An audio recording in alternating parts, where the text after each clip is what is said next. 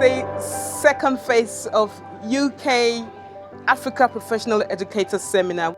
In April, we did hold a seminar, but due to participants' feedback, a second phase has been held, and this second phase is called The Pledge. The Pledge is about 8 presentations, 4 of which are achievements and 4 are proposals. We've looked at what has been achieved in countries like Cameroon, Nigeria, Sierra Leone, and we're looking at proposals to embed and influence education policies. A lot of these proposals will be looked into, and we're hoping that all these proposals will be achieved through collaborations with big organizations. The studies show that if you can increase the educational output of a country by 1%, then you have a 3% impact on GDP. And that's the overall case, the overarching case for educational improvement. We provide holistic care. We have to think about the whole person. So we're looking at the physical needs, emotional needs, their social needs, intellectual needs. So there's a real gap there in terms of what we learn and how we apply it. Because the ultimate objective was, how do you actually connect young people for learning? You hear about it all the time. You hear about young people using technology, but what actually does that mean? Where is the pedagogy? And how does it actually work? And how do you then also work with teachers who don't have access to it and don't know how to use it? Thinking right, doing things right. We've heard about creative thinking, entrepreneurship, addressing empty chairs and all of that. Those are the kind of things I really want us to deal with when we talk of leadership.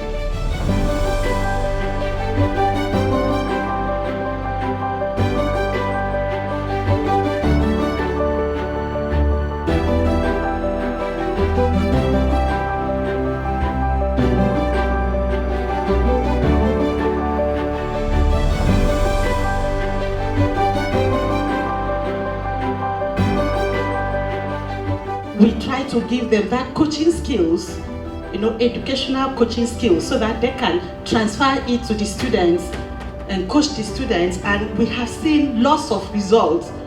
They come back to say, oh, the students have been able to gain, confidence, trust in themselves. They have been able to get into jobs. They have even been able to design projects by themselves and get themselves employed, not waiting for the government to employ them. My key for me, my background is a nurse. I'm a learning disabilities nurse. So it's about identifying the recognition of learning disabilities, but not just learning disabilities as autism, but learning disabilities, educational disability. A lot of children in Sierra Leone or Africa suffer from dyslexia, dyspraxia. We need loud, strong, professional voice. And that's only through formalizing this organization, which is already operating successfully. If we stand as a strong body with a strong voice, we can do things. I love what UKAPES is doing. I think that coming together, collaborating and working together at finding solutions is paramount. It's the most important thing that we can do as education professionals here in the UK. I've learned so much, and there's ideas that I'm going to take away that can move education in Africa forward. We have great ideas which can make the different countries we come from great tomorrow. Africa has a fantastic resource of young people. The vast majority of African people are young, under 18, and therefore there's a huge opportunity there for developing education, developing the education sector, helping the teachers in passing on those skills to the young people to develop the continent. It's been a fantastic day, and we're very happy that it has been well attended, and we look forward to holding similar events in the nearest future.